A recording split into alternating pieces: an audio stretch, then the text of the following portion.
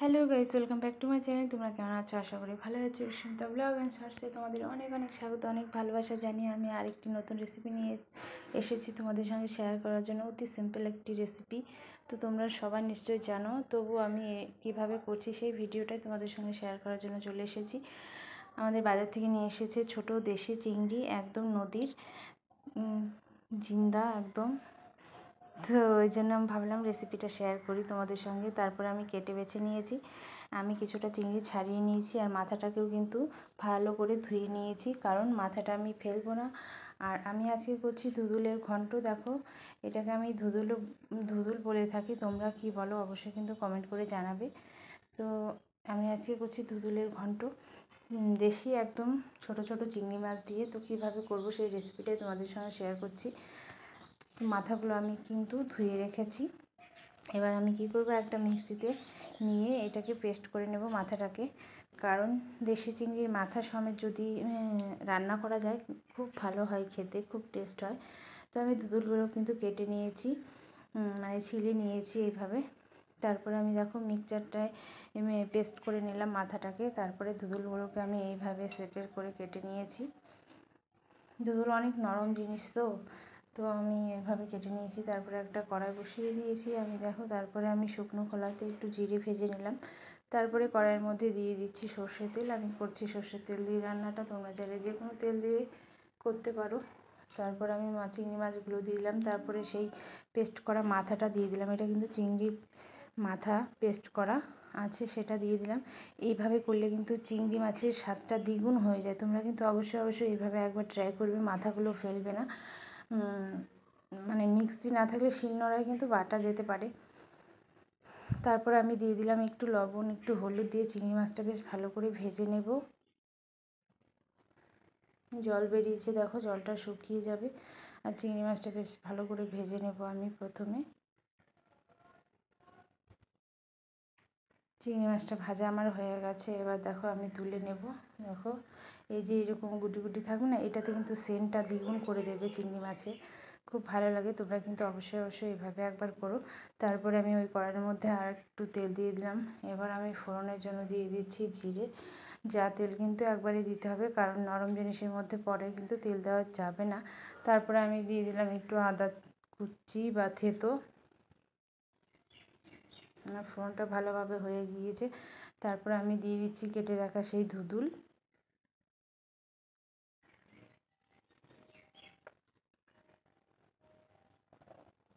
এবার আমি মিশিয়ে নেব ভালো করে।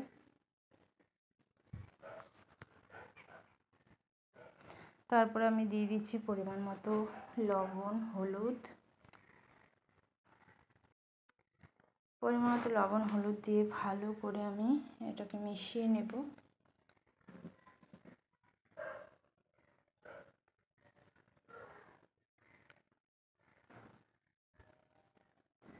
এক হাতে হচ্ছে না, বেশ ধরে মিশাতে হবে। তো আমি মিশিয়ে দেওয়ার পরে দেখো দিয়ে দিলাম চেরা কাঁচা লঙ্কা।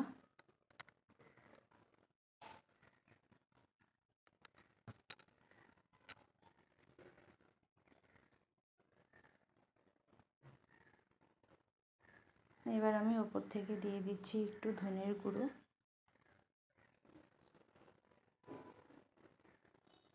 তারপর আমি দিয়ে দিচ্ছি একটু লঙ্কার গুঁড়ো।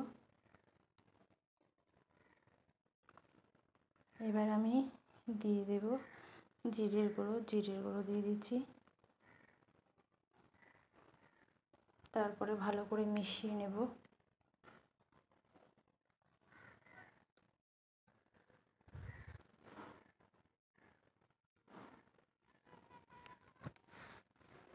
এবার কিন্তু আমি দিয়ে দিচ্ছি ছোট্ট 1 চামচের চালের গুঁড়ো। এবার এটাকে মিশিয়ে নেব। আমি কিন্তু, তোমরা খেয়াল করছো, দেখো আমি সব কিছু কিন্তু একেবারে দিয়ে দিলাম। সব কিছু কিন্তু একে একে দেওয়ার পরে আমি এখন ঢেকে দিচ্ছি।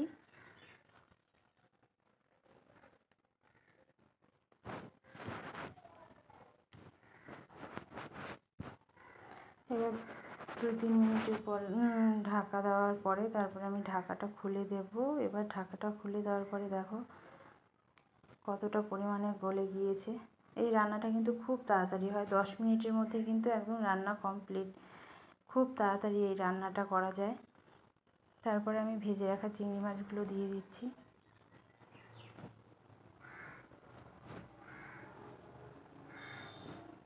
এবার আমি চিংড়ি মাছ দিয়ে 1-2 মিনিটের মতো ফুটিয়ে নেব।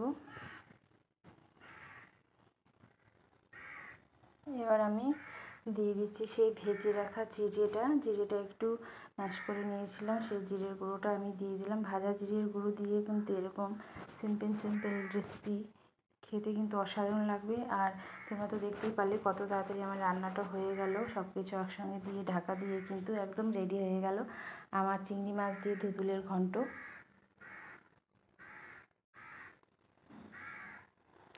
তো তোমাদের কেমন লাগলো আমার এই ধুতুলের ঘন্ট অবশ্যই কিন্তু কমেন্ট করে জানাবে। আর তোমরা কিন্তু অবশ্যই একবার হলেও এই রেসিপিটা ট্রাই করবে, খুব ভালো লাগবে।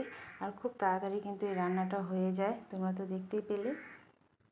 তো সব মিলিয়ে আমার ভিডিও কেমন লাগলো অবশ্যই কমেন্ট করে জানাবে। আর যারা নতুন দেখছো অবশ্যই কিন্তু চ্যানেলটি সাবস্ক্রাইব করে দিয়ে আমার পাশে থাকবে। আবার অন্য কোনো ভিডিওতে দেখাবে। সবাই খুব ভালো থেকো। লাভ ইউ বন্ধুরা, টাটা।